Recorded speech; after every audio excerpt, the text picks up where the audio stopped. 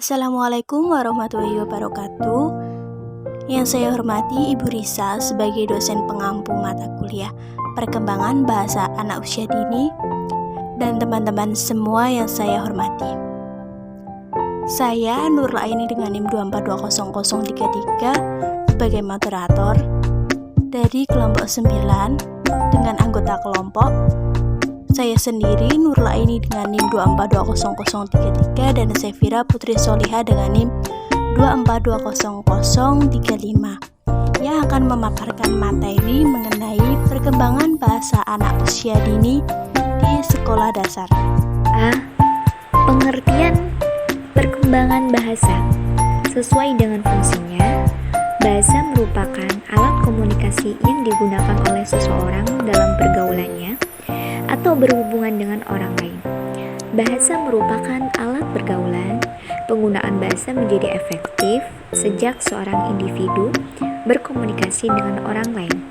Perkembangan bahasanya dimulai dengan meniru suara atau bunyi tanpa arti dan diikuti dengan ucapan satu suku kata, dua suku kata, menyusun kalimat sederhana sampai kompleks, dan seterusnya.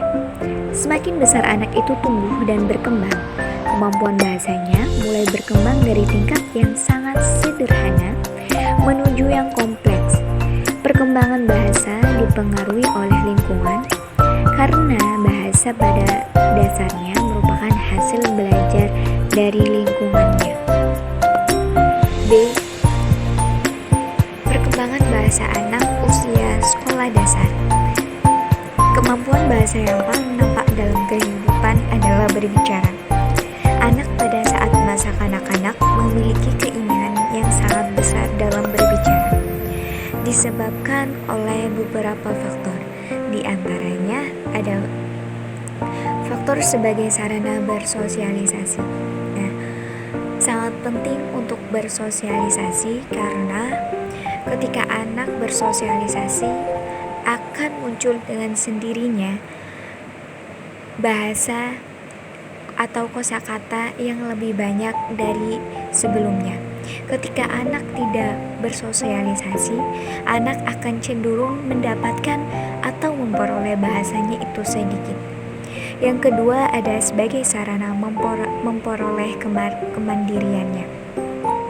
Iya, karena ketika anak berbahasa atau sudah memperoleh bahasa yang banyak, anak bisa mampu berbicara dengan baik dan benar sehingga anak itu bisa mandiri kemanapun atau berbahasa dengan bahasa yang lebih luas.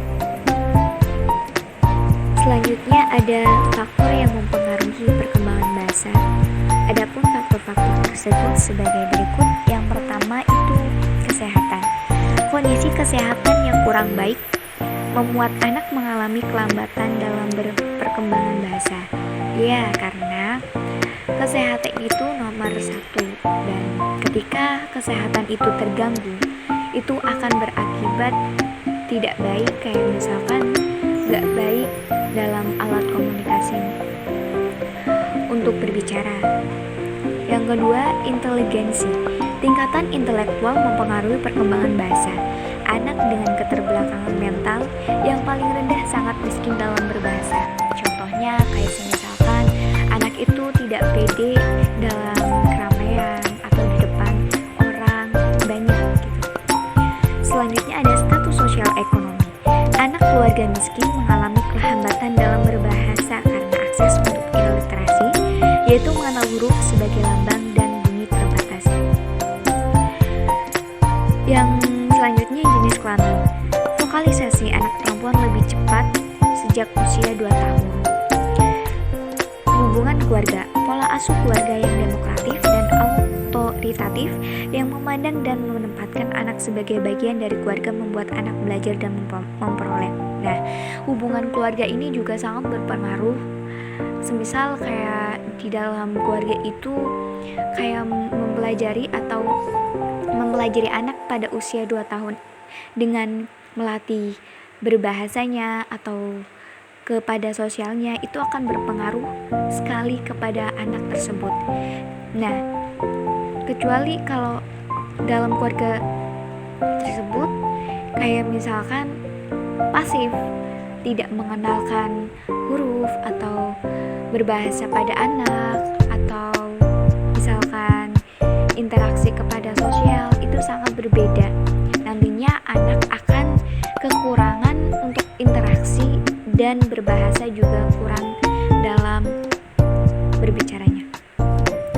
Selanjutnya ada akses komunikasi, keterbukaan dan dukungan untuk bergaul dengan lingkungan sekitar. D. Kemampuan berbicara anak pada umur tertentu. Sekitar umur 2-3 tahun, anak sudah dapat membuat kalimat yang terdiri dari 3 kata atau 4 kata, terutama kata beda. Sesudah anak berumur 3 tahun, pada umumnya sudah dapat membuat kalimat yang terdiri atas 6-8 kata. Menurut beberapa pakar ahli, anak yang berumur 1 tahun jumlah kosakata yang dimiliki mendekati 0. Pada umur 2 tahun menguasai sekitar 300 kosakata. Pada umur 3 tahun menguasai kosakata sekitar 900. Pada umur 4 tahun menguasai kosakata 1600. Pada umur 5 tahun menguasai sekitar 2100 kosakata. Setelah anak masuk sekolah, perkembangan jumlah kosakata sangatlah mencolok.